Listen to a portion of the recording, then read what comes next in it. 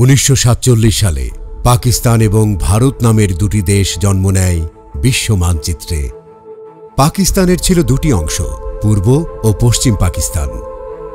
1948 সালে পাকিস্তানের governor general Mohammad Ali জিন্নার ঘোষণা, উর্দুই হবে পাকিস্তানের একমাত্র রাষ্ট্রভাষা। এই ঘোষণায় বাংলার ছাত্র সমাজ আন্দোলনে ফুঁসে উঠল। 1952 সালের 21শে ফেব্রুয়ারি পুলিশ ঢাকা শহরে মিছিল সমাবেশের উপর 144 ধারা জারি করে। কিন্তু অদম্য সাহসী ছাত্ররা 21শে ফেব্রুয়ারি 144 ধারাকে উপেক্ষা করে মিছিল শুরু করল বীর প্রতাপে। মিছিলটি ঢাকা মেডিকেল কলেজের কাছাকাছি এলে পুলিশ আন্দোলনকারীদের উপর গুলিবর্ষণ করে।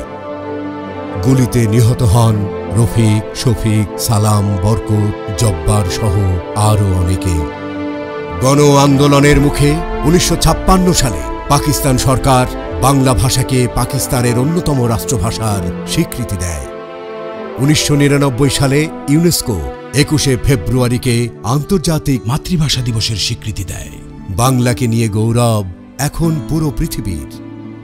ভাষার জন্য রক্ত দিয়েছি আমরা, আসুন বাংলাকে ভালোবেসে অন্তরে ধারণ করি সব সময়।